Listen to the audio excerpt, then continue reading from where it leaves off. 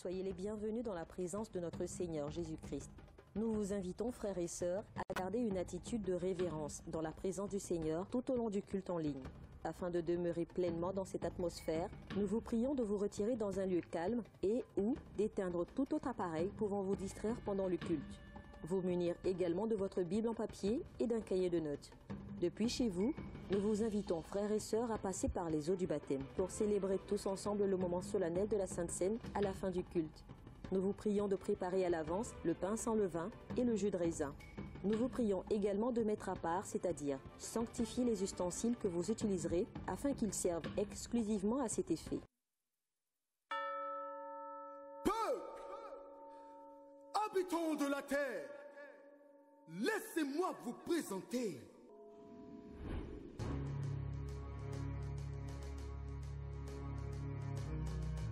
le monde même ne pourrait contenir les pages de son CV. Il n'a pas cessé d'étonner même les plus érudits. Il a fait et il fait l'impossible jour après jour. Il est né parmi les saints dans une étable là-bas à Bethléem. Cependant, il règne pour toujours, assis sur un trône de gloire céleste. Sa biographie est le sujet du plus grand best-seller depuis la nuit des temps, la Bible. Avec seulement 5 pains et 2 poissons, il nourrit 5000 hommes, sans compter les femmes et les enfants. Sans effets spéciaux et sans trucage, il a défié les lois de la nature en transformant l'eau en vin, marchant sur les eaux, ressuscitant les morts, traversant les murs. Il est le seul roi à posséder des milliards d'ambassadeurs à travers le monde, les rachetés de Christ. Avant même que le monde n'existe, il était déjà roi des rois, souverain de l'univers, alpha et oméga, étoile brillante du matin, le premier et le dernier. Il est à la fois parfaitement lion et pleinement agneau, volontairement serviteur de tous et entièrement roi de l'univers, éternel des armées, prince de paix. Puissions-nous nous lever et honorer le seul, le majestueux, le glorieux, le surnaturel, le juste juge, le bon berger, Jésus. Jésus. Jésus. Jésus. Jésus. Alléluia. Nous célébrons ton nom ce matin. Toi qui sièges sur ton trône de gloire. Alléluia. Je te sacrifierai à jamais mon cœur, car tu es le Dieu tout-puissant. Tu es le Dieu puissant dans les combats. Alléluia. Sachez que l'Éternel est Dieu, il est le roi, il est bon. Sachez que l'Éternel est Dieu, il est le roi, il est bon. Sachez que l'Éternel est Dieu, il est le roi, il est bon. Sachez que l'Éternel est Dieu, il est le roi, il est bon. Sachez que l'Éternel est Dieu, il est le roi, il est bon. Sachez que l'Éternel est Dieu, il est le roi,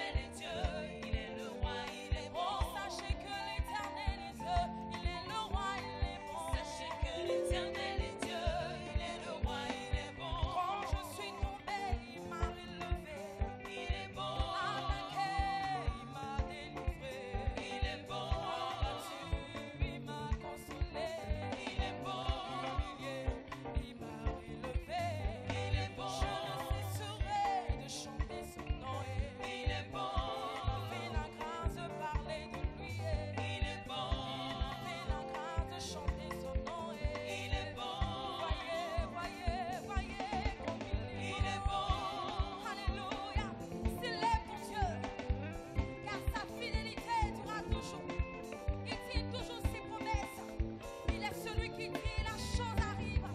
Il appelle à l'existence ce qui n'existe pas. Et par sa parole, tout fut créé. Comment il est bon. Alléluia.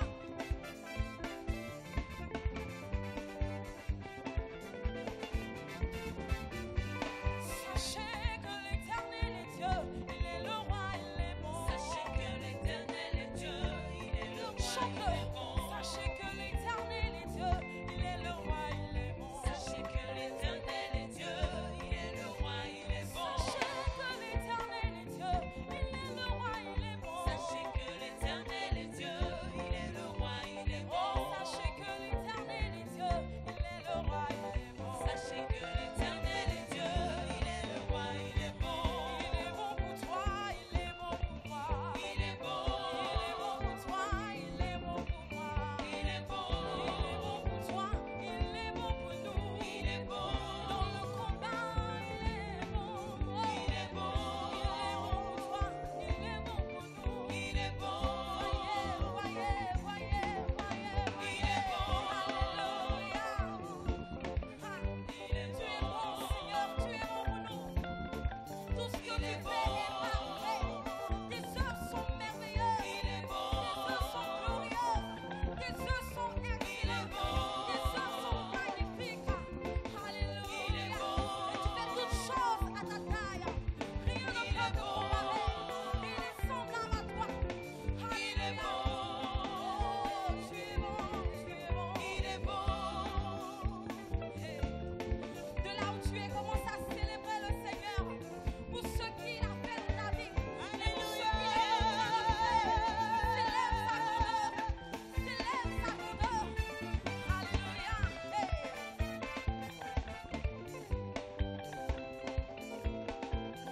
Ne regarde pas ton voisin, danse à la gloire de Jésus. Parce que c'est ce qu'il a fait pour toi. Alors danse. Danse. Hey.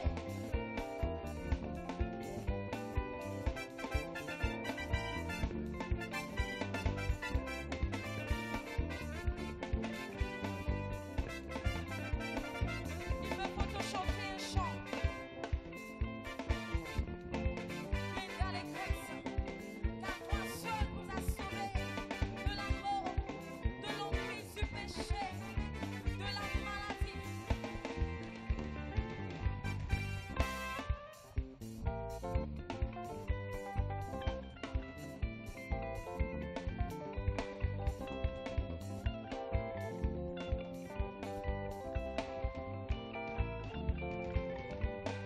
Il me faut te chanter un chant plein d'allégresse, car toi tu m'as délivré de mes malheurs. Seigneur mon Dieu, merci à toi, car toi tu m'as délivré de mes malheurs. Seigneur mon Dieu, merci à toi. Il me faut Il me faut te chanter un chant plein d'allégresse.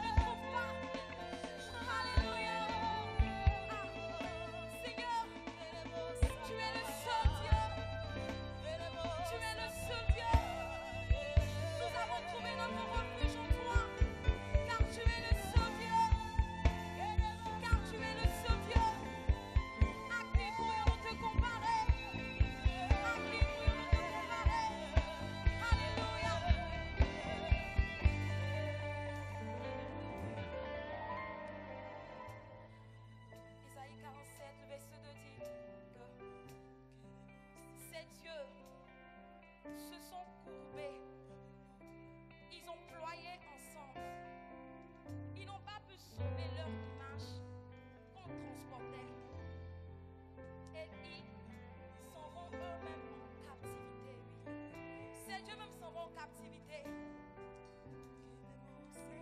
Écoutez, peuple de Jacob, vous tous qui subsistez du peuple de Doxa, vous que j'ai pris en charge dès avant la naissance, que j'ai porté dès le sein maternel, je resterai le même jusqu'à votre vieillesse et je vous soutiendrai jusqu'à vos cheveux blancs. C'est moi qui vous ai soutenu et je vous porterai. Oui, je vous soutiendrai et vous délivrerai. À qui pourriez-vous me comparer? De qui me rendrez-vous l'égal? À qui m'assimilerez-vous pour que nous soyons comparables?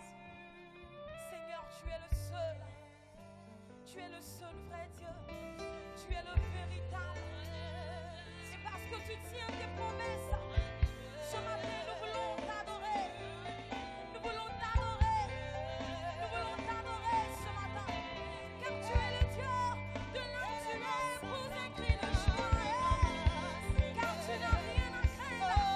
Saoulé de son bâton te rassure. Il te conduit dans de vrais pâturages. Il te couvre. Alléluia.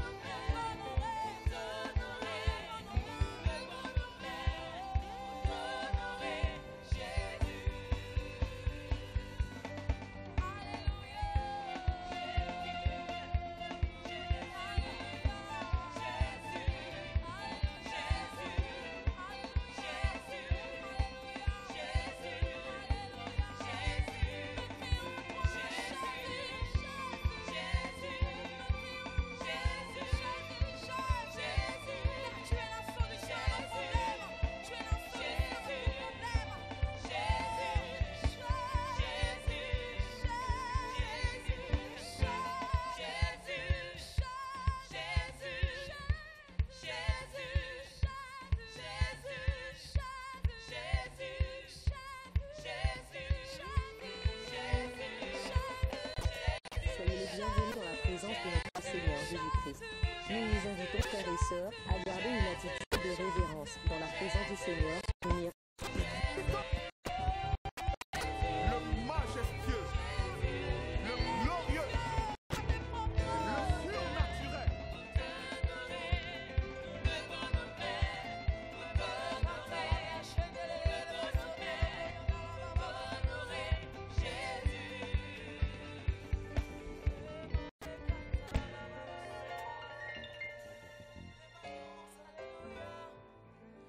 Jésus, nous nous attendons à toi, car tu es notre pourvoyeur, Seigneur. Alléluia.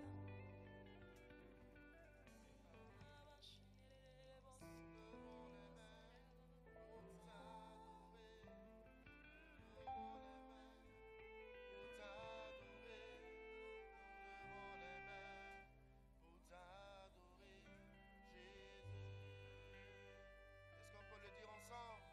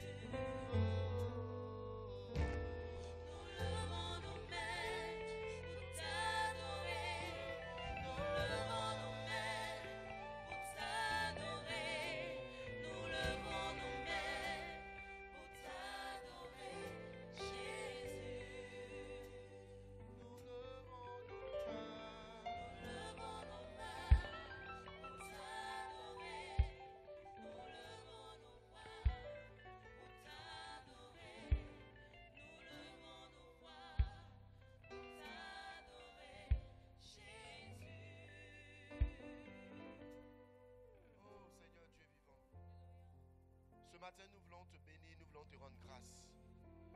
Parce que c'est toi qui permets que nous soyons assemblés en ton nom, Seigneur Dieu. Et nous croyons, Seigneur Dieu de gloire, en ta bénédiction de ce matin. Nous croyons, Seigneur Dieu, que par ce culte-là, Seigneur Dieu, tu nous fais du bien, Seigneur Dieu. Nous n'avons besoin de toi. Toi qui es notre pourvoyeur, Seigneur. Nous nous attendons à toi, Seigneur Dieu. Nous nous attendons à toi. Je veux dire ce matin, Seigneur Dieu, que je m'attends à toi, Seigneur Dieu de gloire. Étends ta main, Seigneur Dieu. Conduis ce moment. Conduis ces instants. Conduis ce culte, Seigneur Dieu de gloire. Touche la vie de mon frère qui me regarde. Touche la vie de ma soeur qui me regarde, Seigneur Dieu. Quelqu'un a besoin de guérison. Quelqu'un a besoin de délivrance. Quelqu'un a besoin d'une parole, Seigneur Dieu. Par ce culte, Seigneur Dieu. Par ta présence, par l'onction de ton esprit. Viens guérir. Viens guérir. Nous nous attendons à toi, Seigneur.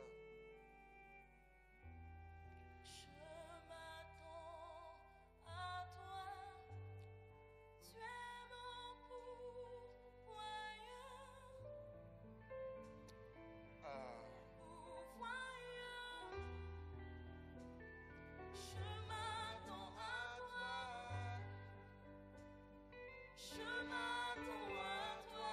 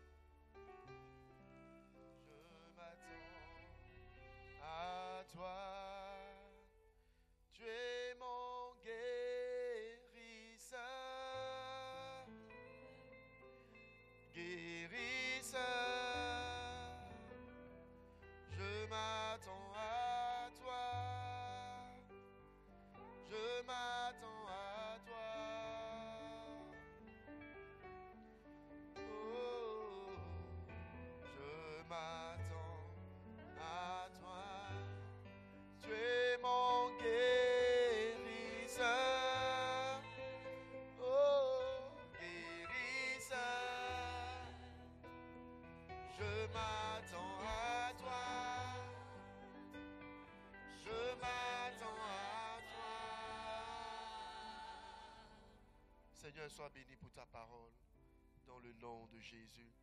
Est-ce que quelqu'un peut dire Amen avec moi? Bien-aimé, je n'ai pas entendu ton Amen. Tu me suis en ligne, je n'ai pas entendu ton Amen. Est-ce que tu peux me donner un bon Amen? Alléluia. Que le nom du Seigneur soit béni. Bien-aimé, nous donnons gloire à Dieu pour cette occasion de plus qu'il nous donne de nous retrouver pour ensemble partager sa parole. Bien-aimé, il n'y a rien de plus précieux que la présence de notre Seigneur. Et vous voyez, ce n'est pas un confinement qui va nous priver de la présence de Dieu, mais plutôt le confinement va nous donner l'occasion de plus chercher notre Dieu et de le trouver. Si tu es d'accord avec moi, tu vas me donner un Amen plus vivant que tu l'as fait déjà. Amen. Alléluia. Alors, pour toi qui me suis depuis un moment, je veux aujourd'hui achever un message que j'ai commencé il y a de cela quelques temps. Il y a de cela, je pourrais dire quelques semaines, depuis le début de ce mois de mars, nous avons eu à prêcher un message qui a pour titre « Expérimenter la croix et réaliser une grande moisson ». Tu peux répéter avec moi « Expérimenter la croix ». Oui, c'est ça. Expérimenter la croix et réaliser une grande moisson. Alléluia. Alors, parlons de la grande moisson. La grande moisson, c'est un état, un temps de gloire, un temps d'abondance. De façon naturelle, lorsqu'on parle d'une moisson, la moisson, c'est un temps au cours duquel il y a une grande récolte. La récolte rentre de façon abondante. Donc, c'est un temps de gloire. Et vous voyez, on peut associer la grande moisson également à la gloire. En d'autres termes, vivre la grande moisson, c'est vivre également la gloire de Dieu. Non pas la gloire des hommes, mais la gloire de Dieu. Et parlant de la gloire de Dieu, nous avons eu à prendre un texte qui nous a permis de pouvoir poursuivre notre enseignement. Il se trouve dans le livre d'Exode chapitre 33, à partir du verset 18. Et je vais faire la lecture de ce passage-là. Et il a dit, Moïse dit, « Fais-moi voir ta gloire. » L'Éternel répondit, « Je ferai passer devant toi toute ma bonté. Je proclamerai devant toi le nom de l'Éternel. Je fais grâce à qui je fais grâce et miséricorde à qui je fais miséricorde. » L'Éternel dit, « Tu ne pourras pas voir ma face, car l'homme ne peut me voir et vivre. » L'Éternel dit, « Voici un lieu près de moi, tu te tiendras sur le rocher. Quand ma gloire passera, je te mettrai dans un creux du rocher, et je te couvrirai de ma main jusqu'à ce que j'aie passé. Et lorsque je retournerai ma main, tu me verras par derrière, mais ma face ne pourra être vue. » Alléluia. Dans ce passage-là, Moïse, qui était un habitué de Dieu, demande à voir la gloire de Dieu. Comme nous également, nous voulons voir la gloire de Dieu au travers de la grande moisson.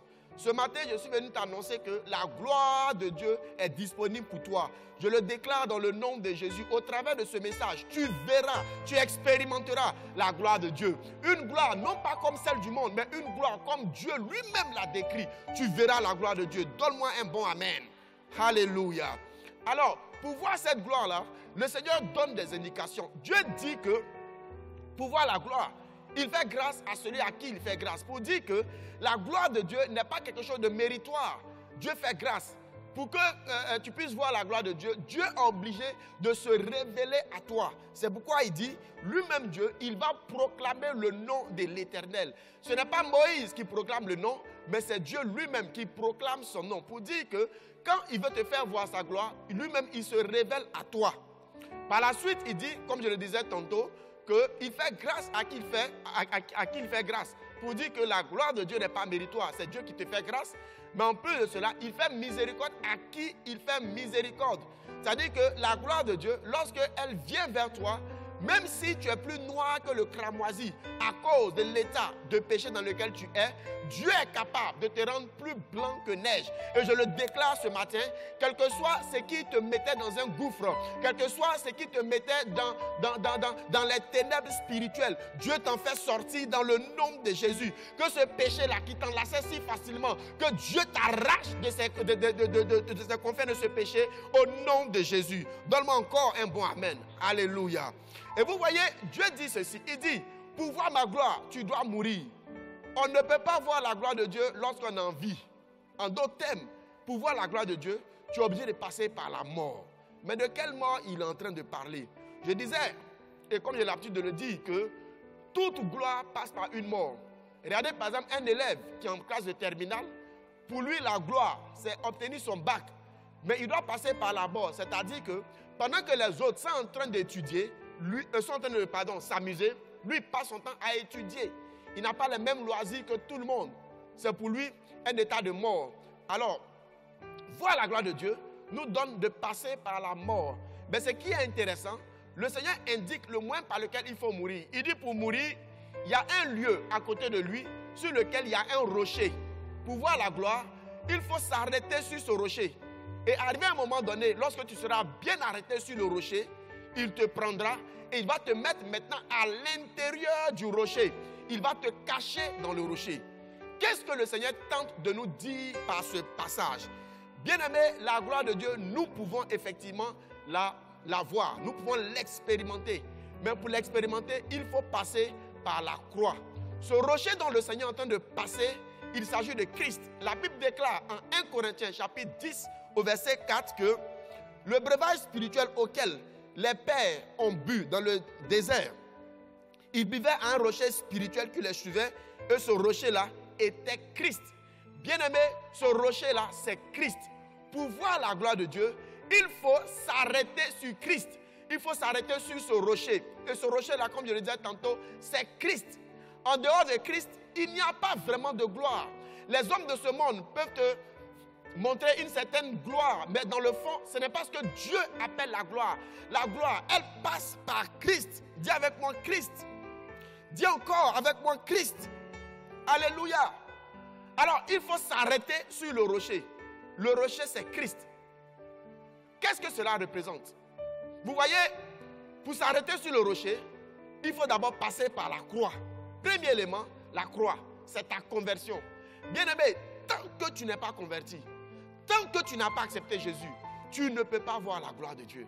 La gloire passe par la conversion.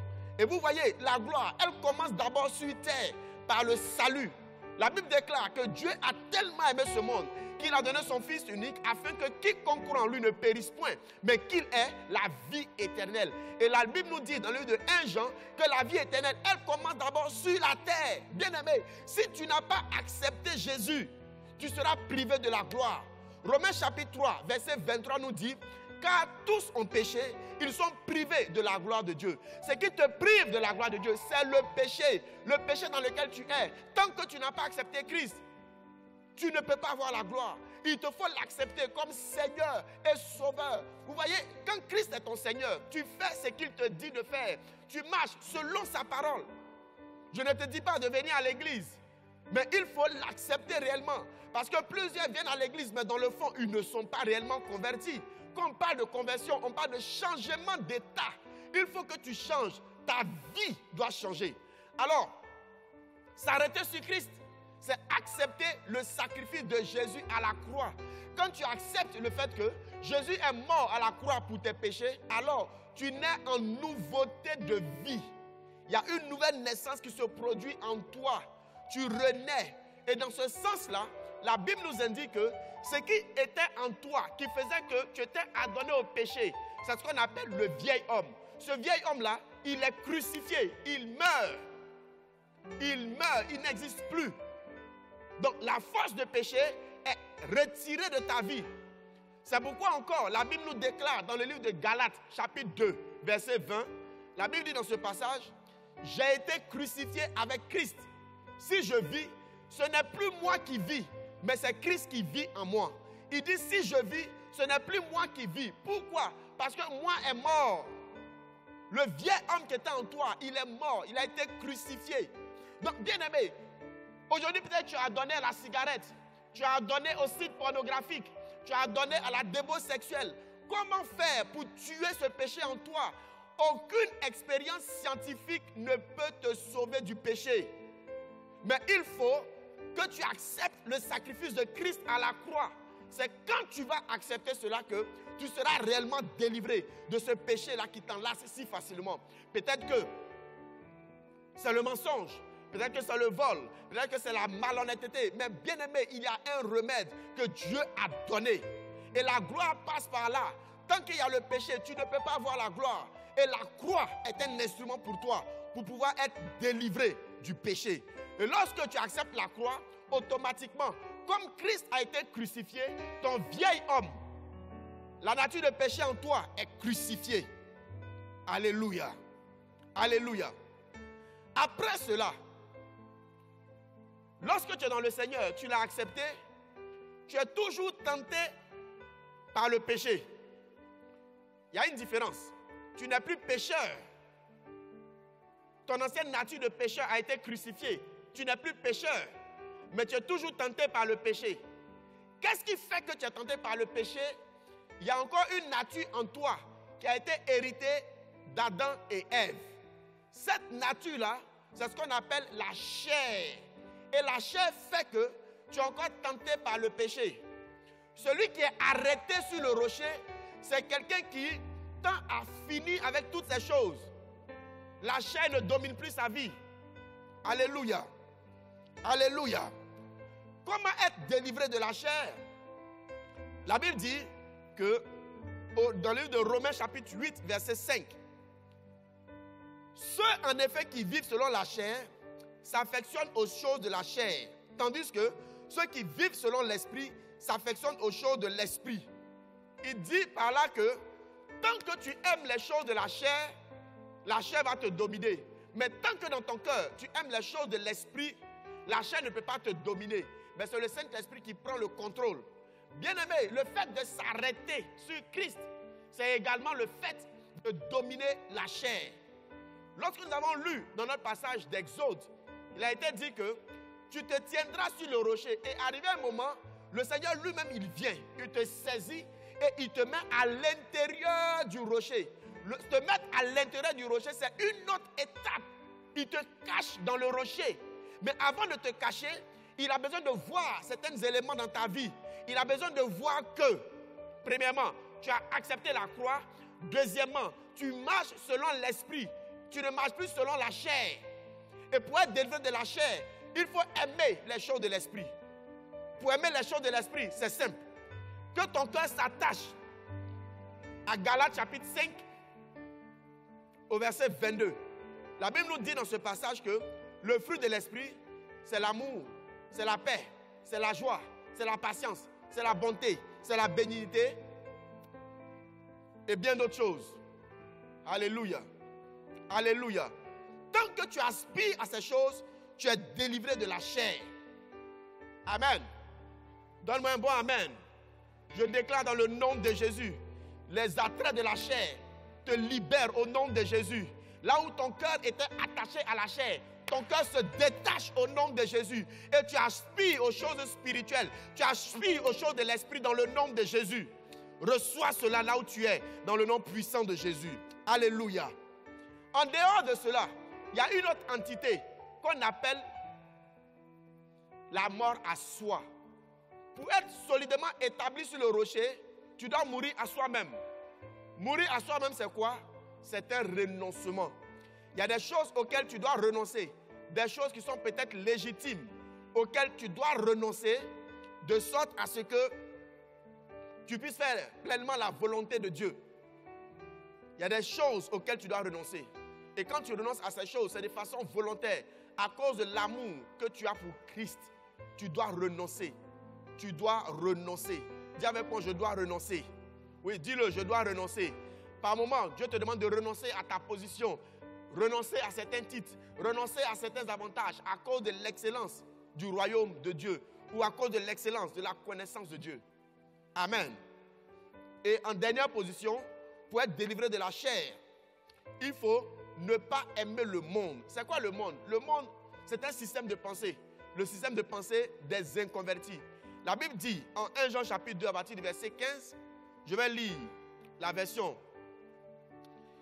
Semeur qui nous dit: n'aimez pas le monde, ni rien de ce qui est dans ce monde.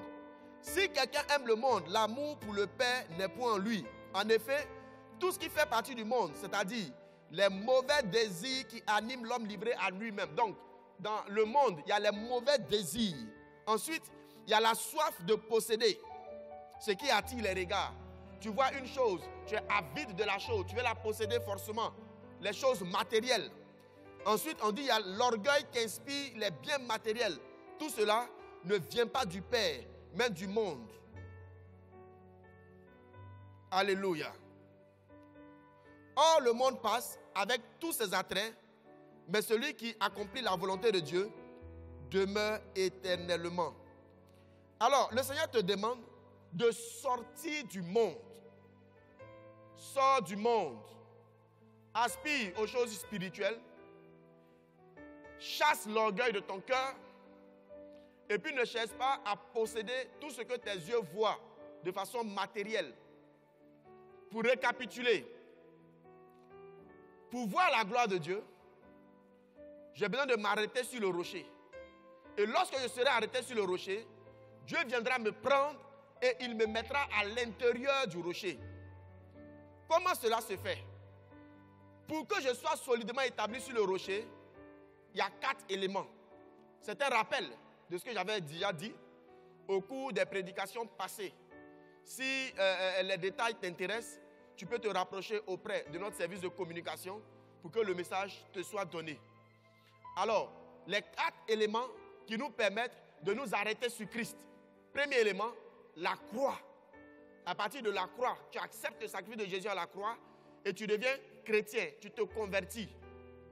Deuxièmement, qu'est-ce que tu dois faire? Tu dois marcher selon l'esprit. Tu ne dois plus marcher selon la chair. Et quand tu marches selon l'esprit, tu accomplis la volonté de Dieu. Troisièmement, tu dois mourir à toi-même. Donc la mort à soi intervient. Tu dois renoncer à certaines choses à cause de l'excellence de la connaissance de Christ.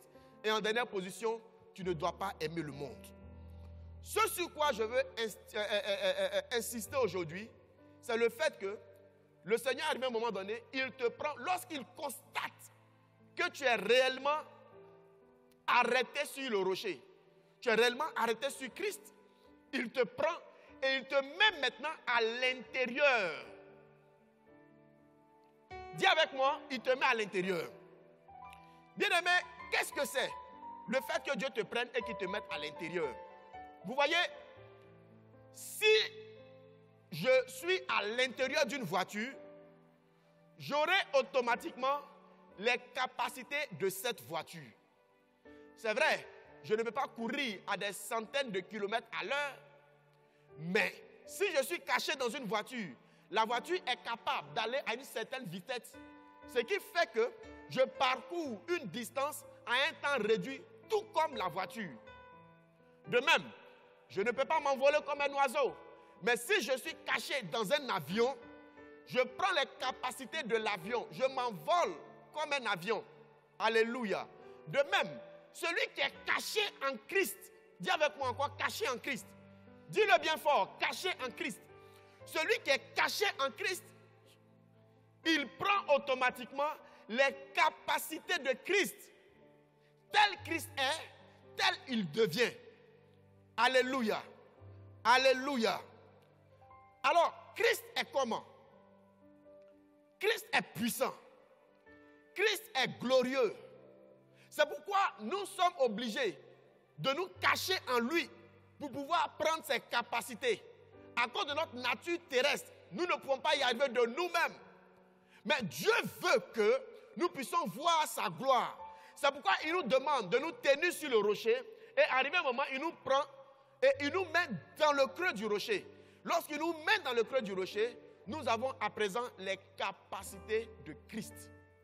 Alléluia. Alléluia. Dans la parole de Dieu, il y a plusieurs passages qui expliquent comment est-ce que le chrétien qui vit caché en Christ se manifeste. Regardez par exemple l'apôtre Paul. Arrivé à un moment donné, il a été mordu par une vipère. En temps normal, lorsque tu es mordu par une vipère, bien aimé, il est préférable d'acheter un cercueil. Mais l'apôtre Paul, après avoir été mordu par un serpent, il secoue la main et le serpent s'en va. Et il n'est pas mort. Ça veut dire que le venin lui-même, entré en Paul, lorsque le venin entre, le venin rencontre Christ en Paul. Et le venin ne peut pas résister, le venin ressort de lui-même. Celui qui est caché en Christ, comme Christ est saint, comme Christ n'est pas malade, comme Christ n'a pas le coronavirus, lui également, il ne peut pas l'avoir. Bien-aimé, ce monde dans lequel nous sommes en train de partir est un monde qui est appelé à être jugé. C'est pourquoi il est important pour nous de nous cacher en Christ. Celui qui est caché en Christ, il pourra résister à toutes ces choses. Alléluia. Alléluia. Regardons ensemble ce passage. Dans le livre de Matthieu, chapitre 16, à partir du verset 13. C'est un passage que nous connaissons bien et que nous avons l'habitude de lire. Jésus, étant arrivé dans le territoire de Césarée de Philippe, demanda à ses disciples, « Qui dit-on que je suis? Le Fils de l'homme ?» Il répondit, les uns disent que tu es Jean-Baptiste, c'est-à-dire celui qui prêche le baptême de repentance.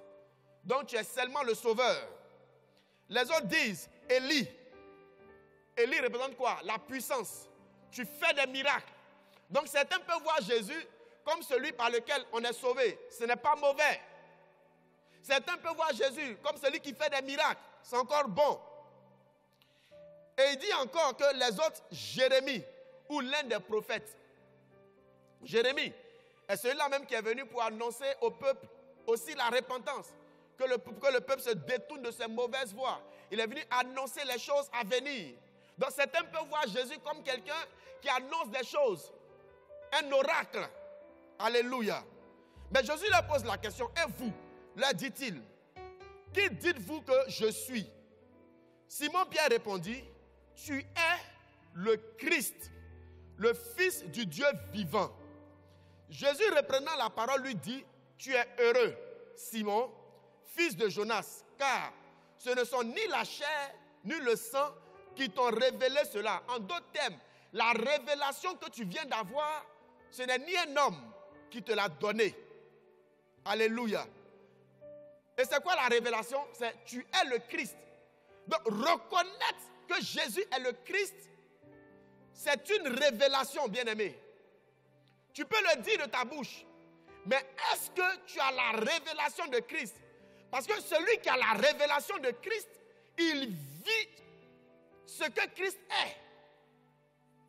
Alléluia.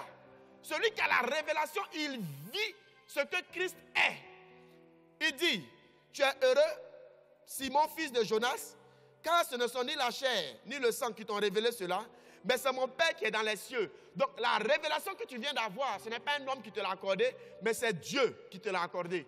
Souvenez-vous de notre passage introductif de Exode chapitre 33, pour dire que lorsque Dieu veut te manifester sa gloire, il doit se révéler à toi. Donc dans ce passage-là, la gloire ici c'est Christ. Pour voir Christ, il a fallu que Dieu qui est dans les cieux se révèle à Pierre. C'est pourquoi il dit que ce n'est ni la chair ni le sang qui t'ont révélé cela, mais mon Père qui est dans les cieux. Il continue pour dire, et moi, je te dis que tu es Pierre. Dans le grec, Pétro, qui est son nom, Pierre. Et que sur cette pierre, le deuxième pierre ici, dans le grec, c'est un autre mot, Pietra, qui signifie le roc, le rocher. Donc sur ce rocher, donc sur cette révélation que tu as eue de moi, est-ce que tu me comprends? Est-ce que tu me comprends? Donc Jésus lui dit, tu t'appelles Pierre, Simon Pierre, mais sur cette pierre, l'autre pierre là, sur cette révélation, et cette révélation là, le pierre ici, en grec, ça veut dire le rocher. le même rocher dont on parlait de Exode 33, il dit, sur ce rocher-là, sur ce rocher. Donc, souviens-toi que j'ai dit, pour voir la gloire de Dieu, d'abord, arrête-toi sur ce rocher. Donc, Jésus dit que sur ce rocher, quand tu es solidement établi sur le rocher, où il doit te prendre pour te mettre à l'intérieur du rocher. Donc, sur ce rocher, je bâtirai mon église. Donc, l'église de Dieu, quand je parle d'église, je ne parle pas du bâtiment, mais le corps de Christ, la puissance de Dieu, le royaume de Dieu, il se bâtit non pas sur Jésus, mais il se bâtit sur la révélation de Jésus qui est le Christ. Il se bâtit sur le Christ. Lorsque tu auras la révélation de Christ, c'est en ce moment-là que Jésus, il va bien te bâtir et te prendre, te cacher à l'intérieur. Donne-moi un amen. Et quels sont les avantages? Il dit par la suite, je te donnerai les clés du royaume des cieux. Donc celui qui a la révélation de Christ, celui qui est caché en Christ, Dieu lui donne automatiquement les clés du royaume des cieux. Bien-aimé, quand tu as une clé, ça veut dire que tu peux ouvrir une porte. Et dans le royaume des cieux, il y a toute autre chose. Tout ce à quoi tu peux aspirer. Les choses spirituelles et encore plus les choses matérielles. Alléluia. La Bible nous dit dans le livre d'Éphésiens chapitre 1 au verset 3, béni soit Dieu, le Père de notre Seigneur Jésus-Christ, qui nous a bénis de toutes sortes de bénédictions spirituelles dans les lieux célestes. Il dit, il nous a bénis de toutes sortes, toutes les sortes, que ce soit bénédictions matérielles, bénédictions immatérielles. Il nous a déjà bénis. Mais cela est réservé à ceux qui sont cachés en Christ. C'est pourquoi tu es obligé d'avoir cette révélation. Tu ne dois pas rester un chrétien ordinaire. Tu ne dois pas rester un chrétien qui s'arrête seulement sur le rocher, mais qui cherche à rentrer à l'intérieur du rocher.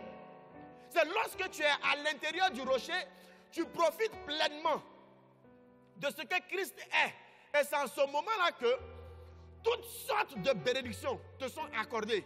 C'est pourquoi il dit dans notre passage que je te donnerai les clés du royaume des cieux. À partir du moment où tu as la révélation de Christ, Dieu te donne les clés du royaume. Ce que tu vas ouvrir s'ouvrira. Je le déclare dans le nom de Jésus. Que Dieu te donne d'ouvrir des portes dans ta vie. Ouvre les portes spirituelles. Ouvre les portes matérielles et financières. Ouvre les portes émotionnelles. Dans le nom de Jésus. Que Dieu te donne d'avoir une famille glorieuse. Une famille prospère. Que Dieu permette à ce que tes entreprises prospèrent dans le nom de Jésus. Que Dieu te donne de vivre sa parole au nom de Jésus. Et que toutes les œuvres des ténèbres s'éloignent de toi au nom de Jésus. Bien-aimé, il dit, je te donnerai les clés du royaume. Quand tu as la révélation de Christ, il te donne les clés du royaume. Et regardez par la suite, il dit, ce que tu liras sur la terre sera lié dans les cieux. Et ce que tu délieras sur la terre sera délié dans les cieux. Alléluia. Je reviens un peu en arrière. Il dit, et moi je te dis que tu es pierre. Et que sur cette pierre, je bâtirai mon église. Et que les portes du séjour des morts, retenez bien cette phrase. Les portes du séjour des morts ne prévaudront point contre elle. Ce passage nous révèle une chose. Si tu n'es pas caché en Christ, il y a ce qu'on appelle les portes du séjour des morts qui vont prévaloir contre toi. Tu peux être chrétien, certes, mais ta vie peut être difficile parce que tu n'as pas la révélation de Christ. Et tant que tu n'as pas la révélation de Christ, les portes du séjour des morts prévalent contre ta vie, prévalent contre ton mariage, prévalent contre tes finances, prévalent contre ta santé. Mais quand Dieu te donne les clés du royaume, parce que tu as eu la révélation de Christ, la maladie s'en va, la galère s'en va, la sorcellerie s'éloigne de ta famille. Alléluia. Donne-moi un bon amen. Que Dieu t'accorde cette révélation de Christ au nom de Jésus. Amen. Alléluia. Bien-aimé, c'est un challenge pour nous. Pour que tu puisses avoir les clés du royaume, tu es obligé d'avoir la révélation de Christ. La Bible nous dit, en Colossiens chapitre 1, verset 27, à qui Dieu a voulu faire connaître quelle est la glorieuse richesse de ce mystère parmi les païens, savoir Christ en vous, l'espérance de la gloire. L'espérance de la gloire. À partir du moment où Christ vient en moi, j'ai un focus, j'ai une espérance. Ça veut dire que la gloire est devant. Cette gloire-là est devant à partir du moment où je serai solidement établi et que Dieu va me prendre, il va me mettre à l'intérieur du rocher. Alléluia. Alléluia. Bien-aimés, les portes du séjour des morts prévalent contre ceux-là même qui ne sont pas cachés en Christ. Amen. Pour ne pas vivre certaines choses, pour ne pas vivre les épidémies, il faut te cacher en Christ. Cache-toi. Regarde un peu les portes des séjours des morts. La Bible nous dit en Matthieu chapitre 7, verset 24. Il dit, c'est pourquoi quiconque entend ces paroles que je dis et ne les met pas en pratique sera semblable à un homme prudent. Je me trompe un peu. C'est pourquoi quiconque entend ces paroles que je dis et les met en pratique sera semblable à un homme prudent qui a bâti sa maison sur quoi? Le roc. C'est le même rocher. Il a bâti sa maison sur le rocher. Donc, quand tu te caches en Christ, tu es un homme prudent et tu bâtis ta maison. Ta maison, c'est ta vie. Et dans ta maison, il y a plusieurs chambres. Il y a la chambre spirituelle, il y a la chambre des finances, il y a la chambre du foyer, il y a la chambre de la santé, il y a la chambre de la famille. Toutes ces chambres-là qui sont dans la maison sont bâties sur le roc. Quand on parle de bâtir, ça veut dire que on va chercher dans les fondations jusqu'au fond. Jusqu'au fond. Tu es indéracinable. Et le Seigneur te prend, il te cache maintenant à l'intérieur. Alléluia. Il continue pour dire, la pluie est tombée, les torrents sont venus, les vents ont soufflé et se sont jetés contre cette maison. Elle n'est point tombée parce qu'elle était fondée sur le roc. Bien-aimé, si tu es un bon architecte ou bien tu es un bon maçon, quand tu construis une maison, même si le vent souffle, la pluie se lève, les vents se lèvent également, ta maison ne peut pas se renverser. À moins que tu aies confié la construction de ta maison à un amateur. Mais de quoi il parle ici? Quand il parle de la pluie, il parle des entités démoniaques qui sont contenues dans les portes des séjours des morts. Alléluia. Il parle d'entités démoniaques. La pluie est tombée. Il y a des démons, des entités démoniaques qui sont dans les cieux. Et ce sont eux qui tombent. Il dit également, les torrents sont venus. Les torrents viennent comme de l'air. La Bible dit que le diable, il est le prince de la puissance de l'air. C'est des esprits. Il dit encore, les vents ont soufflé et se sont jetés contre cette maison. Elle n'est pas tombée parce qu'elle était fondée sur le roc. Bien-aimé, il y a des entités démoniaques qui vont venir vers toi. Si tu n'es pas solidement établi en Christ, ta maison va s'ébranler. Si tu n'as pas la révélation de Christ, ta maison va s'ébranler. Bien-aimé, tu dois arrêter de voir Jésus comme étant celui-là même seulement qui sauve du péché. C'est vrai, il sauve du péché. Il passe par là. Mais ne t'arrête pas à ce stade. Tu dois arrêter de voir Jésus comme celui-là même qui est comme Élie. Ça veut dire qu'il fait des miracles. Il multiplie le pain, tu manges. Tu as besoin d'un travail, tu pries, oh Seigneur, donne-moi un travail, il te l'accorde. Jésus n'est pas seulement ça. Tu dois arrêter de voir Jésus comme étant Jérémie. celui qui annonce des oracles du Seigneur. Aujourd'hui, bon nombre de chrétiens recherchent des prophéties, recherchent des prophètes. Pourquoi? Ils veulent comprendre l'avenir. Bien aimé, c'est du maraboutage spirituel. Tu veux comprendre l'avenir? La Bible a tout dit. Tu ne dois plus t'arrêter à ce stade de ta chrétienté. Tu dois aller au-delà. Et celui qui va au-delà, il aspire à avoir la révélation de Christ. Quand tu as cette révélation, Dieu te donne les clés du royaume et les portes des séjours des morts. C'est-à-dire la pluie, les torrents, les vents vont se lever, mais ta maison résistera. Est-ce que tu peux me donner un bon amen? Je prophétise dans le nom de Jésus que la pluie s'éloigne de ta maison, que les torrents s'éloignent de ta maison, que les vents démoniaques s'éloignent de ta maison. Au nom de Jésus.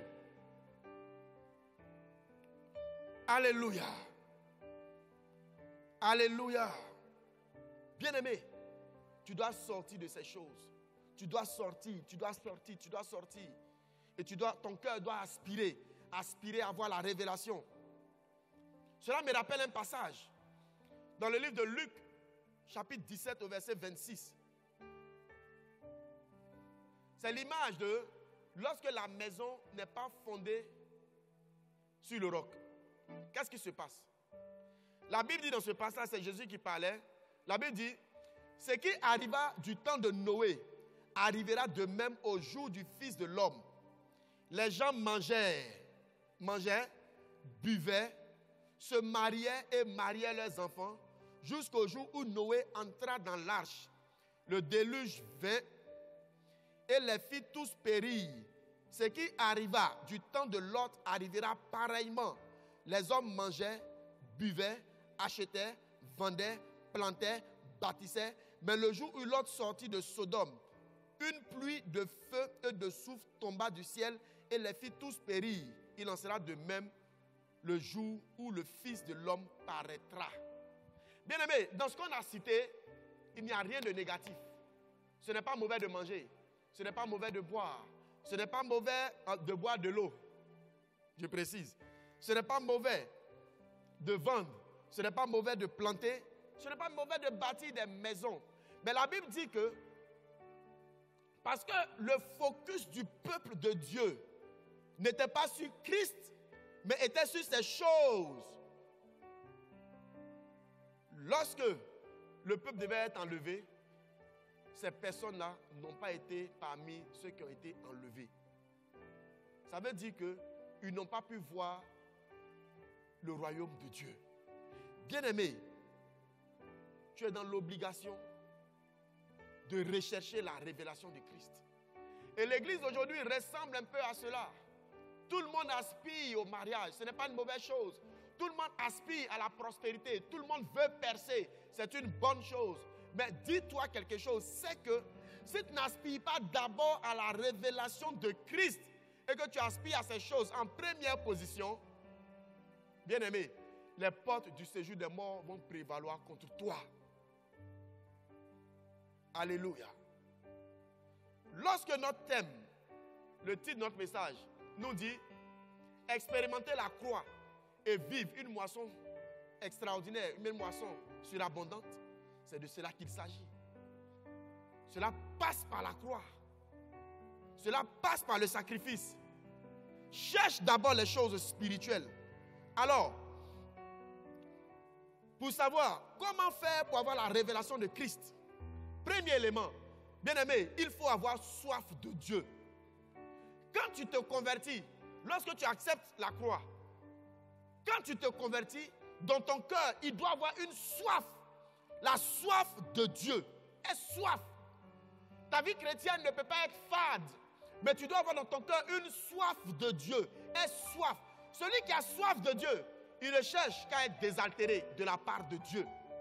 Alléluia. Regarde, quand tu as réellement soif, tu as vraiment soif, même si on te donne le meilleur coca qui est sucré, cela ne va pas étancher ta soif. Il n'y a que l'eau fraîche qui peut étancher ta soif. Alors, quand tu as soif de Dieu, tu ne peux que toucher aux choses de Dieu. Alléluia. Parce que lorsqu'on parle de la révélation de Christ, révéler, attends, une révélation, c'est quoi? C'est une connaissance. On parle de révélation lorsque il y a un voile qui est là, le voile est ôté et je connais à nouveau. Alors que la connaissance de Dieu, elle est progressive.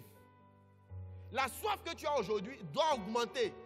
Augmenter encore, jour après jour. Et c'est cette soif-là qui va faire que, réellement, tu pourras avoir la révélation de Christ. Alléluia. Donc, en première position, il faut avoir soif de Dieu. Aie soif. Aie soif. Cultive la soif de Dieu dans ton cœur. Cultive cette soif. Cultive cette soif. Alléluia. Colossiens chapitre 1, verset 9 à 10 nous dit, c'est pour cela que nous aussi, depuis le jour où nous avons été informés, nous ne cessons de prier Dieu pour vous et de demander que vous soyez remplis de la connaissance de sa volonté. Lorsqu'on parle de remplissage, on parle de quelque chose qui est évolutif, progressif. Que vous soyez remplis de la connaissance de sa volonté, en toute sagesse et intelligence spirituelle, pour marcher d'une manière digne du Seigneur et lui être entièrement agréable, portant des fruits en toutes sortes de bonnes œuvres et croissant par la connaissance de Dieu. Donc la connaissance que nous avons de Dieu doit croître. Pierre connaissait Jésus d'une certaine façon. Cette connaissance-là a eu de l'ascendance. Il y a eu une croissance dans cette connaissance au point où il ne connaissait plus Jésus comme il le connaissait, mais il connaissait Jésus comme étant le Christ, le Fils du Dieu vivant. Alléluia. Alléluia. Alors, premier élément, il faut avoir soif de Dieu. Pour avoir la révélation de Christ, aie soif de Dieu et grandis dans la connaissance que tu as de Dieu. En deuxième position, il faut faire quoi? Il faut rechercher la plénitude du Saint-Esprit. Bien-aimé, tant que tu cherches à être rempli du Saint-Esprit, Dieu se révélera à toi. Parce que la Bible nous dit que l'Esprit de Dieu sonde tout, même les profondeurs de Dieu. Alors, si l'Esprit sonde les profondeurs de Dieu, cet Esprit-là, s'il te remplit, il te remplira donc des profondeurs de Dieu. Donc tu connaîtras mieux Dieu. Sois rempli du Saint-Esprit. Vous voyez, lorsqu'on dit le Christ, ça veut dire également celui qui est oint. Donc c'est l'onction. Quand tu as l'onction, quand tu es rempli du Saint-Esprit et tu as l'onction, le joug est brisé. Alors que celui qui a la connaissance de Christ, qui a la révélation de Christ, les portes du séjour des morts ne peuvent pas prévaloir contre lui. Donc c'est le joug ici qui est aussi brisé.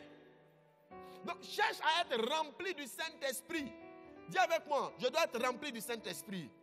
Il faut bien dire, je dois être rempli du Saint-Esprit.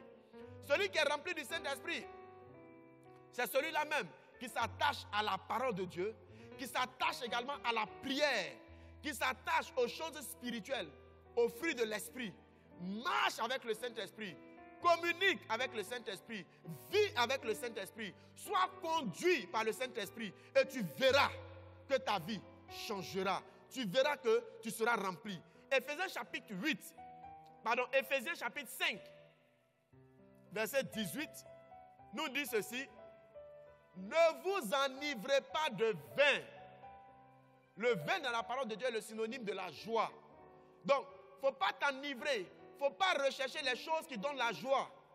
Beaucoup de choses donnent la joie. Le mariage, l'argent, le travail, beaucoup d'autres choses, ça donne la joie. Mais il dit, c'est de la débauche. Soyez au contraire remplis du Saint-Esprit. Ça veut dire que le Saint-Esprit est meilleur à toutes ces choses. Cherche à être rempli du Saint-Esprit plus que toute autre chose. Bien-aimé, quand tu es rempli du Saint-Esprit, toutes les choses, tu peux les avoir. Sois rempli seulement du Saint-Esprit. Sois rempli de l'onction de Dieu. Quand tu as l'onction, toutes ces choses ne font que te suivre. Alléluia. Alléluia. En troisième position, comment faire pour avoir la révélation de Christ? Bien-aimé, c'est augmenter son amour pour ressembler à Dieu. car Dieu est amour. Je veux ressembler à Dieu. Oui, je veux ressembler à Dieu. Et pour ressembler à Dieu, qu'est-ce que Dieu est? La Bible nous dit que Dieu est amour. Alors, la meilleure façon de ressembler à Dieu, c'est d'augmenter mon amour. Plus je suis amour, plus je ressemble à Dieu. Alléluia. Celui qui a la révélation de Christ, c'est celui-là même qui est rempli de l'amour de Dieu.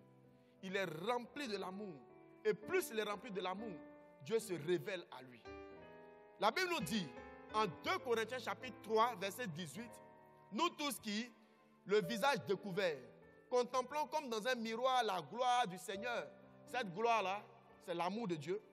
Nous sommes transformés en la même image de gloire en gloire comme par le Seigneur l'Esprit. Alors, je veux être transformé. Je veux être renouvelé. Mon cœur doit s'attacher à l'amour de Dieu. Je dois plus aimer. Je dois augmenter mon amour. Et plus j'augmente mon amour, plus je suis transformé. Alléluia. Que Dieu te donne d'être transformé dans ton amour dans le nom de Jésus. Que Dieu augmente l'amour dans ton cœur dans le nom de Jésus. Je n'ai pas entendu ton amen. Donne-moi un bon amen. Que Dieu augmente l'amour dans ton cœur dans le nom de Jésus. Alléluia. Alléluia. Vous voyez, bien-aimés, la meilleure personne qui peut connaître mieux une autre personne, c'est son conjoint. C'est pourquoi avoir la révélation de Christ, c'est accéder à la dimension aussi de ce qu'on appelle l'épouse. Dis avec moi épouse. Et tu es une épouse. Tu es une épouse. Et tous ces éléments que j'ai cités, c'est des éléments qu'une épouse vit. Alléluia. Une épouse, elle a soif de son mari. Une épouse, elle recherche la plénitude de ce que fait son mari, mais de ce qu'est son mari. Une épouse, elle cherche davantage à ressembler à son mari. Une bonne épouse. Alléluia. Alléluia. Que Dieu te donne d'être une excellente épouse au nom de Jésus. Alléluia. Et comment vérifier cela? De façon palpable.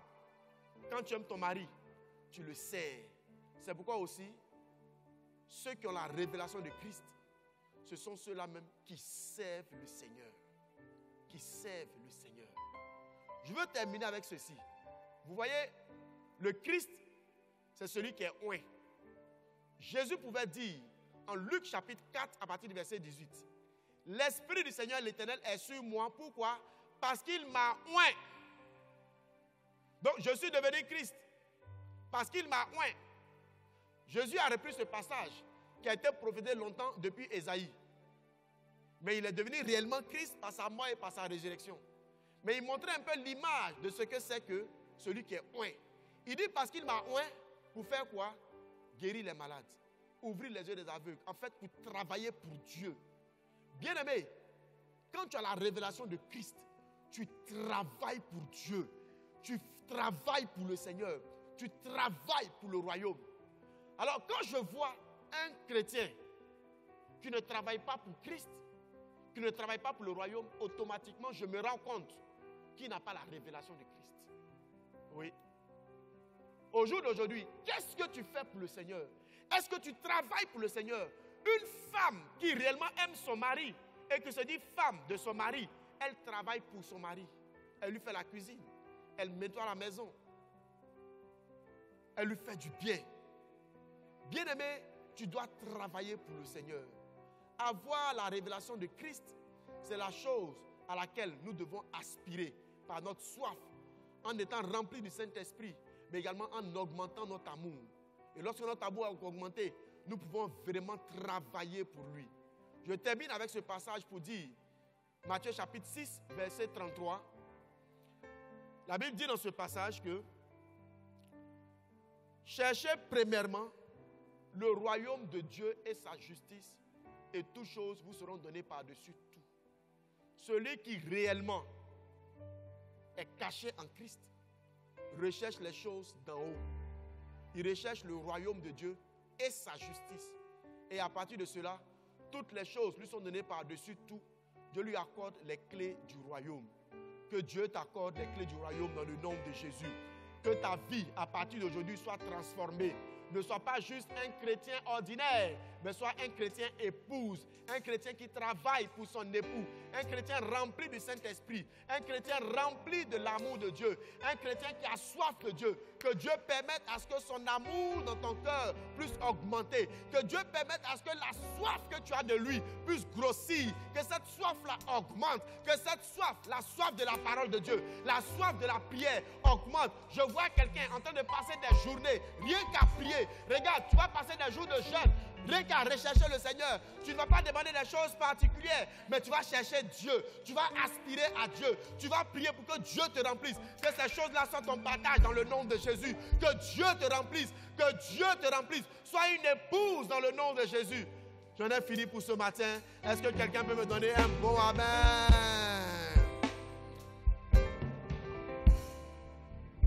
Bien-aimé, nous allons prier le Seigneur. Tu vas élever ta voix et tu vas prier le Seigneur. Je l'ai dit, voici ces 3 éléments à partir desquels nous pouvons être véritablement des personnes qui ont eu la révélation de Christ et être cachées en Christ. C'est d'abord avoir soif de Dieu, ensuite être rempli de la plénitude du Saint-Esprit et troisièmement, ressembler à Dieu au travers de son amour, augmenter son amour pour Dieu. Ensemble, élevons la voix et prions le Seigneur pour cela. Que Dieu permette à ce que nous puissions avoir sa révélation en manifestant ou bien en vivant selon ces 3 points qui ont été indiqués. Prions le Seigneur.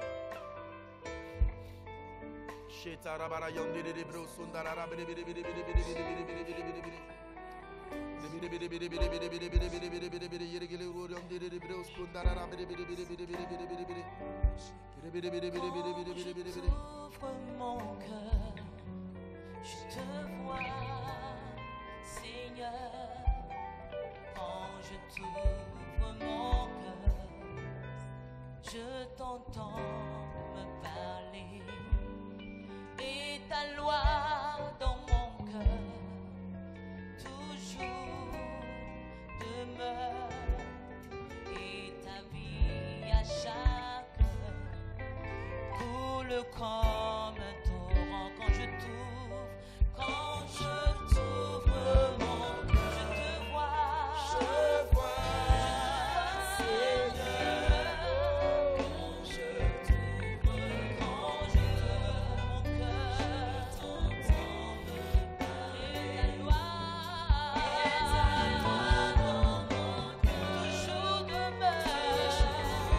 Ta loi dans mon cœur, toujours demeure. Et ta vie à chaque heure coule comme un torrent. Alléluia. Bien-aimé, dis avec moi, avoir la révélation de Christ. Je ne t'ai pas entendu. Dis avec moi, avoir la révélation de Christ. Alléluia. Et avec cette révélation, nous allons passer au repas du Seigneur. Bien-aimé, je crois que par la Sainte Seine de ce jour, Dieu va ouvrir les yeux de quelqu'un pour qu'il puisse avoir la révélation de Christ. La Bible nous dit, la Bible nous explique une histoire dans le livre de Luc, chapitre 24, à partir du verset 13, au cours de laquelle des personnes qui avaient déjà connu Jésus, mais n'avaient pas connu Christ, mais à partir de la Sainte Seine, ces personnes ont connu qui était le Christ. Je vous fais la lecture. Luc, chapitre 24, à partir du verset 13. La Bible dit, eux voici ce même jour, 2 disciples. Donc ils étaient disciples. Ils ont marché avec Jésus. 2 disciples allaient à un village nommé Emmaüs, éloigné de Jérusalem de 60 stades. Et ils s'entretenaient de tout ce qui s'était passé. Pendant qu'ils parlaient et discutaient, Jésus s'approcha et fit route avec eux. Mais leurs yeux étaient empêchés de le reconnaître. Bien-aimés, on dit Jésus s'est approché. Eux qui étaient disciples, ils ne l'ont pas reconnu. Pourquoi? Parce que Jésus ici était devenu Christ. Tu peux connaître Jésus et puis ne pas avoir la révélation de Christ. Donc, dans ce passage-là, on dit des disciples. Donc, des personnes qui ont marché avec Jésus pendant des années. Jésus vient vers eux, après avoir été Christ. Mais ils ne l'ont pas reconnu. Verset 17.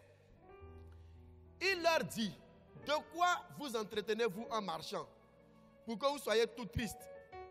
L'un d'eux, nommé Cléopas, lui répondit, es-tu le seul qui, séjournant à Jérusalem, ne sache pas ce qui est arrivé ces jours-ci? Quoi? Leur dit-il. Et ils lui répondirent, ce qui est arrivé au sujet de Jésus de Nazareth, qui était un prophète puissant en œuvre et en parole devant Dieu et devant tout le peuple. Regardez ce que les disciples avaient comme révélation de Jésus. Ils voyaient en Jésus seulement un puissant prophète qui était puissant en parole. Ça veut dire que quand il dit quelque chose, la chose s'accomplit, mais il était également puissant en œuvre. Ça veut dire qu'il a fait des œuvres extraordinaires. Mais il n'avait pas de lui la révélation de Christ. Alléluia. Verset 20. Et comme les principaux sacrificateurs et nos magistrats, les principaux sacrificateurs et nos magistrats l'ont livré pour le faire condamner à mort et l'ont crucifié. Verset 21. Nous espérions que ce serait lui qui délivrerait Israël. Mais avec tout cela, voici le 3e jour que ces choses se sont passées. Il est vrai que quelques femmes d'entre nous ont fort étonnés, s'étant rendues de grand matin au sépulcre et n'ayant pas trouvé son corps, elles sont venues dire que des anges leur sont apparus et ont annoncé qu'il était vivant. Alléluia. Verset 24. Quelques-uns de ceux qui étaient avec nous sont allés au sépulcre et ils ont trouvé les choses comme les femmes l'avaient dit. Mais lui, ils ne l'ont point vu. Alors Jésus leur dit, ô homme sans intelligence et dont le cœur est lent à croire tout ce qu'ont dit les prophètes, ne fallait-il pas que le Christ souffrit ces choses et qu'il entrât dans sa gloire? Et commençant par Moïse et par tous les prophètes, il leur expliqua dans toutes les Écritures ce qui le concernait. Alors, ce passage nous indique que Christ concerne toute la Bible. Depuis Moïse jusqu'à ce jour, Christ est omniprésent. Bien-aimé, Christ est omniprésent dans toute la Bible. Alléluia. Alléluia. Verset 28. Lorsqu'ils furent près du village où ils allaient, il parut vouloir aller plus loin. Mais il le pressait en disant, reste avec nous, car le soir approche. Le jour est sur son déclin, et il entra pour rester avec eux. Verset 30 qui nous intéresse. Pendant qu'ils étaient à table avec eux. Dis avec moi, pendant qu'ils étaient à table avec eux. Pendant qu'il était à table avec eux, il prit le pain et après avoir rendu grâce, il le rompit et le leur donna. Alors leurs yeux s'ouvrirent et ils reconnurent. Donc ils ont eu la révélation. Ils reconnurent, mais il disparut de devant eux. Bien aimé, ce passage nous indique, si tu n'as pas encore eu la révélation de Christ, que la Sainte Seine, le repas du Seigneur, est capable de t'ouvrir les yeux, de te donner une révélation. Et ce matin, tu auras la révélation du Seigneur. Alléluia.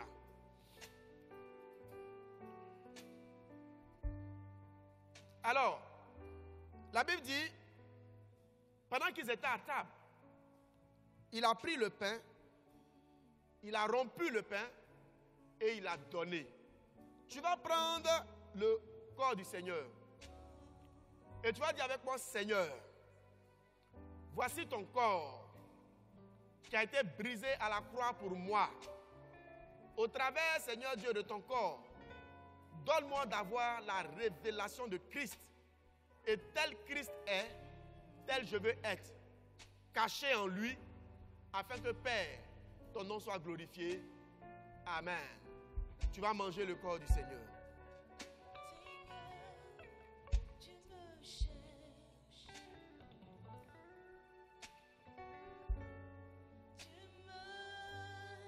connais,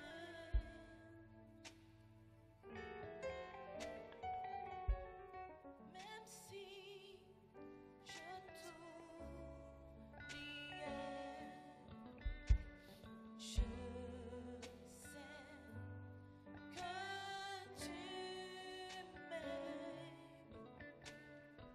Alléluia.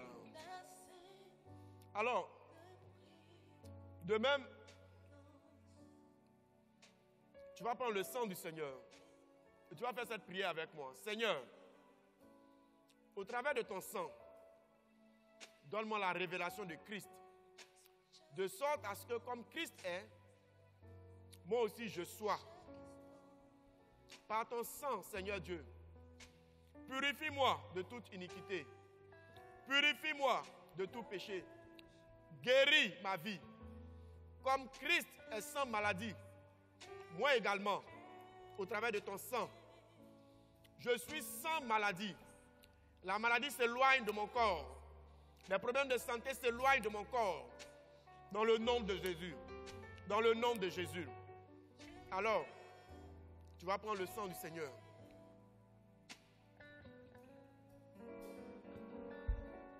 même si je t'oubliais, je sais que tu m'aimes. Alors de là où tu es, tu vas mettre une main sur ta tête et tu vas lever l'autre main vers le Seigneur. Oh Dieu vivant, je te rends grâce, je te bénis. Parce qu'au travers de la Sainte Seine, Seigneur Dieu, tu as permis aux disciples d'Emmaüs d'avoir la révélation de Christ. C'est pourquoi ce matin, au travers, Seigneur Dieu, de la Seine, donne-nous d'avoir ta révélation, la révélation de Christ, Seigneur. Je prie, Seigneur Dieu, que les yeux de quelqu'un s'ouvrent. Tu ouvres le cœur de quelqu'un. Tu ouvres les yeux de quelqu'un. Tu ouvres le cœur de quelqu'un. Tu ouvres les yeux de quelqu'un. Dans le nom de Jésus, que tout ce qu'il y avait comme écaille tombe à l'instant même, dans le nom de Jésus. Que les écailles tombent, Seigneur Dieu de gloire. Que tout ce qui empêchait la révélation soit paralysé dans le nom de Jésus. Tu permets à ce que nous puissions te connaître, Seigneur Dieu. Nous sommes cachés en toi, Seigneur Dieu de gloire. Béni sois-tu pour ta main puissante. Merci parce que tu guéris la vie de quelqu'un. Merci parce que tu délivres la vie de quelqu'un. Je commande maintenant à tout esprit de mort de sortir de la vie des gens. Au nom de Jésus. Sors, esprit de mort, esprit de maladie, tu dégages des corps, tu dégages des corps, tu dégages des corps, tu dégages des corps, tu dégages des corps. Au nom de Jésus-Christ de Nazareth. Béni sois-tu, Seigneur, pour ta guérison. Merci pour la guérison. Merci pour la guérison. Merci pour la guérison. Je vois dans mon esprit une dame qui me suit. Et depuis un certain moment donné, tu es poursuivi par un esprit de mort. Dans tes rêves, tu sens comme un étouffement. Mais au travers de la Sainte Seine ce matin, je vois ta délivrance. Dans le nom de Jésus, tu es délivré. Tel Christ est, tel également tu es. La mort n'a plus de pouvoir. La Bible dit, mort, où est ton aiguillon? Mort, va-t'en au nom de Jésus. Merci pour cette délivrance. Merci également pour la guérison de quelqu'un qui m'entend. Tu as prié le Seigneur. Seigneur, guéris-moi. Regarde, il te guérit. Il te guérit, il te guérit, il te guérit, il te guérit, il te guérit, il te guérit dans le nom de Jésus. Tu reçois ta guérison dans le nom de Jésus. Est-ce que tu peux dire Amen avec moi en acclamant le Seigneur?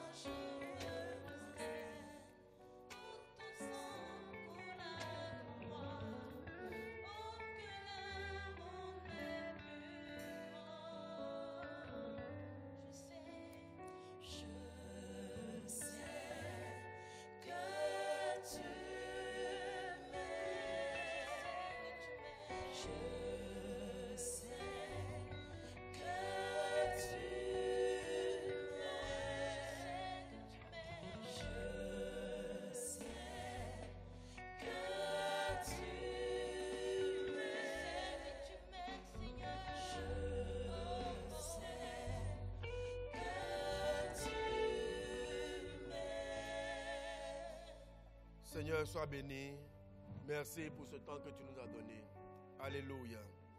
Bien-aimés, nous allons apporter au Seigneur La Bible dit en 1 Chronique, chapitre 16, au verset 29. 1 Chronique, chapitre 16, verset 29. La Bible dit, rendez à l'Éternel gloire pour son nom. Apportez des offrandes et venez en sa présence. Prosternez-vous devant l'Éternel avec de saints ornements. Alléluia. Alors, nous voulons apporter au Seigneur. Nous voulons obéir à la parole de Dieu. Nous voulons apporter au Seigneur. Parce que nous croyons qu'il est présent dans nos vies. Au travers de la révélation de Christ, nous croyons en sa présence, son omniprésence avec nous. C'est pourquoi, dans cette présence-là, nous allons apporter au Seigneur. Tu as ta dîme, tu as ton offrande. Regarde les numéros qui s'affichent en ce moment. Tu peux faire un dépôt sur ces numéros, ou bien également le numéro du compte bancaire. Tu peux faire également un virement bancaire sur ce compte. Mais il faut que tu apportes au Seigneur ta dîme, mais également ton offrande. Et tu vas lever les mains. Je vais prier pour ta dîme, je vais prier pour ton offrande. Seigneur, je te rends grâce. Je te bénis, Seigneur Dieu, pour cette dîme. Je te bénis également pour cette offrande que tu permets d'apporter dans ta maison. Béni sois-tu, Seigneur Dieu de gloire, parce que cela est utilisé pour l'avancement de ton œuvre. Tu nous donnes ta sagesse, tu nous donnes ton intelligence, afin que, Seigneur Dieu, nous puissions l'utiliser à bon escient. Mais également, je veux te prier, Seigneur Dieu, que tu bénisses la vie de tes enfants qui apportent ce matin, Seigneur. Bénis leur vie, Seigneur Dieu. Dans cette situation délicate que connaît le monde entier, tu leur donnes de prospérer. Dans ta parole, il a été écrit que lorsque Israël devait sortir de l'Égypte, ils sont sortis dans la prospérité parce que les Égyptiens eux-mêmes les ont enrichis. Que cela soit ainsi pour tes enfants, Seigneur Dieu, dans le nom de Jésus. Dans cette situation, enrichis-les, pourvois à leurs besoins. Bénis leur vie, Seigneur Dieu, dans le nom de Jésus. Est-ce que tu peux me donner un bon amen? Alors apportons au Seigneur, avec cette escorte musicale, apportons au Seigneur. Tu trouves une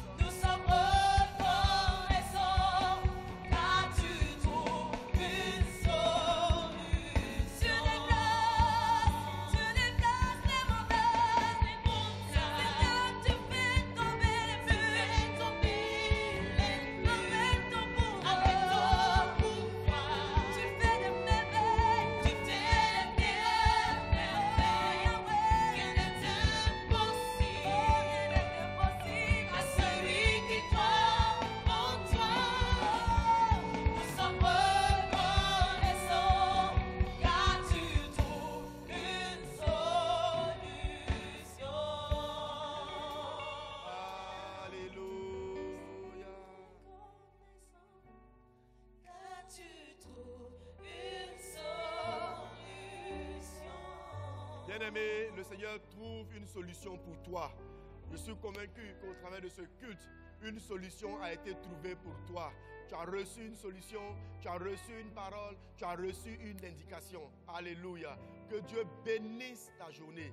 Que Dieu bénisse ta semaine. Waouh, je vois une semaine glorieuse pour toi. Oui, je vois une semaine d'accomplissement. Je vois une semaine de bénédiction. Les choses qui n'étaient pas en place en cette semaine, ces choses vont s'assembler pour se mettre en place. Je vois le bras fort et puissant de Dieu qui est avec toi. Ce bras-là te dirige, ce bras t'oriente, ce bras te montre la directive de Dieu. Ce bras aussi pourvoit à tes besoins. Sois béni en cette semaine. Reçois la paix de Dieu. Reçois l'allégresse. Que ta famille soit bénie. Dans le nom puissant et précieux de Jésus, j'ai prié. Est-ce que tu peux dire Amen avec moi? Que Dieu te bénisse. Rendez-vous mardi pour notre adoration matinale, mais également rendez-vous pour le 1er avril. Le 1er avril, nous aurons notre DSP dans sa présence. Dis avec moi DSP. Dis encore DSP. Donc le mercredi 1er avril, à partir de 19h, nous aurons notre DSP. Que Dieu te bénisse, que sa grâce repose sur ta vie, au nom de Jésus. Amen.